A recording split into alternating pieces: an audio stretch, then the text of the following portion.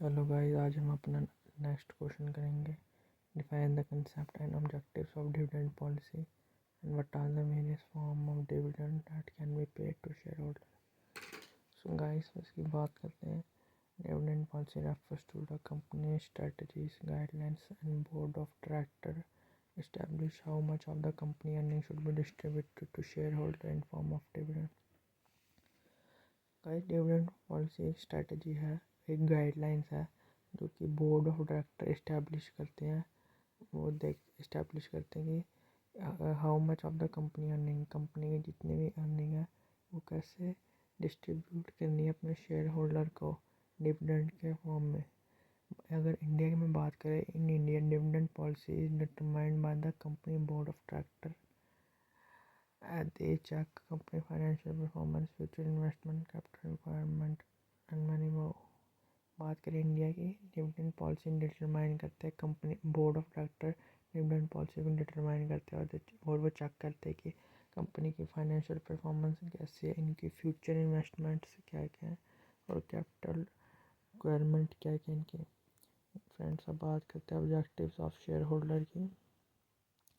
सो इनका first primary जो गोल है वो है is to maximize wealth of share holder. इनका जो पहला ऑब्जेक्टिव है कि शेयर होल्डर की वेल्थ को मैक्सिमाइज करना by providing attractive return on the investment. बात करते हैं सेकंड की, maintain financial stability. The aim of company is to balance between distributing profit as dividend and retain earning to ensure financial stability and invest in growth opportunity. Second की बात करें financial stability, इसमें M है इनका M है कि objective ये है कि बैलेंस बनाना प्रॉफिट के बीच में और रिटेन अर्निंग के बीच में। जो कि डिस्ट्रीब्यूटिंग प्रॉफिट होते हैं, जो प्रॉफिट को डिस्ट्रीब्यूट करते हैं, और जो इन्होंने अर्निंग को रिटेन किए होते हैं, मतलब जो बचा के रखे होते हैं पैसों को, उसको मेंटेन करके रखते हैं, फाइनेंशियल स्टेबिलिटी बना के रखते हैं। और जब भी कोई ग्रोथ अपॉर्चुनिटी मिले तो उसमें इन्वेस्ट करते हैं। बात करें market perception and attraction, consistent payment can create a positive impact goodwill about company. It helps to make company shares more attractive and enhance customer store price।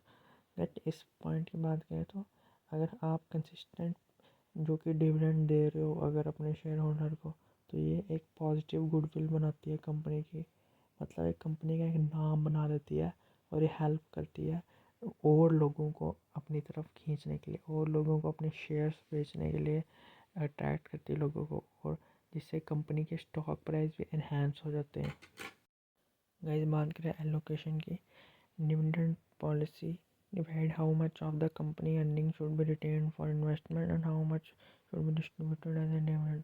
Guys, ये जो dividend policy है ये decide करते हैं कि कितनी retain earning, कितनी जो हमारी अर्निंग है उसको रिटेन करना है इन्वेस्टमेंट के लिए, और कितने लोगों को डिविडेंड डिस्ट्रीब्यूट करना है।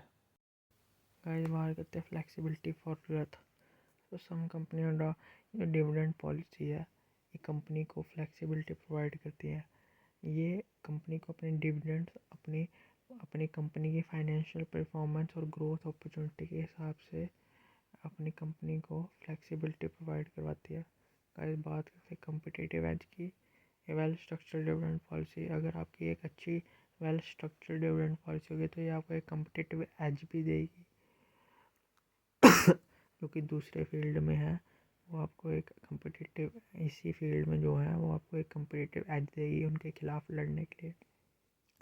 वो लास्ट टाइम हमारा फाइनेंशियल हेल्थ है, हमारी कंपनी के फाइनेंशियल हेल्थ को इम्प्रूव करती है और शेयर होल्डर की सेटिस्फेक्शन को बढ़ाती है। गाइस, आ जाते हैं various form of dividend that can be paid to share holder. So guys, first बात करते हैं कैश डिविडेंड की। They are common in type of dividend. इसमें जो है कंपनी जो है अपनी पोर्शन ऑफ प्रॉफिट, जो उनकी कंपनी की एक प्रॉफिट होता है, जो एक पोर्शन ऑफ प्रॉफिट होता है कंपनी का, वो अपने शेयर होल्डर को देते हैं कैश पेमेंट के फॉर्म में। Cash dividend typically paid on पर शेयर। ये जो कैश डिविडेंड ये पर शेयर बेस पे मिलता है शेयर होल्डर्स को, और ये एक फिक्स अमाउंट मिलता है उनको। बाद गाइस आ जाता है प्रॉपर्टी डिविडेंड। कंपनी जो है इसमें जो कंपनी है वो एक एसेट और प्रॉपर्टी प्रोवाइड करती है, जैसे रियल एस्टेट हो गए, फिजिकल एसेट हो गए, जो कि अपने शेयर होल्डर को देती है। नेक्स्ट आ गया stock dividend. It is also known as guys, इसको बोनस शेयर भी बोलते हैं। इसमें कंपनी क्या करती है, डिस्ट्रीब्यूट करती है additional shares to existing share holder. जैसे कि आपने देखा गाइस, कंपनी कैश डिविडेंड में कैश पेमेंट देती है, मगर इसमें कंपनी कैश नहीं देती है, इसमें कंपनी हमें एक्स्ट्रा स्टॉक्स दे देती है। तो इस जो कि बहुत ही फ़ायदेमंद भी होता है और फ्यूचर में अच्छा काम आता है। उसके बाद गाइस आ गया स्पेशल डिविडेंड। ये एक वन टाइम पेमेंट है। इसमें क्या होता है, जब कंपनी को एक्सेस प्रॉफिट होता है ना, तो तब कंपनी अपने एक्सेस प्रॉफिट देती है और कैश रिजर्व देन कंपनी ये स्पेशल डिविडेंड। और जब कंपनी को एक्सेस प्रॉफिट होता है और रिजर्व कैश ज़्यादा हो जाता है कंपनी के पास, तो ये कंपनी को तो ये शेयर होल्डर्स को ज़्यादा प्रॉफिट देती है। उसके बाद गाइस हमारा आया था liquidity dividend when company winding up. इसमें गाइस जब अपनी कंपनी बंद हो रही होती है, जब कोई कंपनी जब अपने ऑपरेशन को वाइंड अप करते हैं, मतलब बंद करते हैं जब अपने ऑपरेशन, तो ये डिविडेंड देते हैं शेयर होल्डर्स को। These dividends are in form are these dividends are paid from the proceed of selling company assets, तभी अपने डिविडेंड देगा। ये हमारा क्वेश्चन था।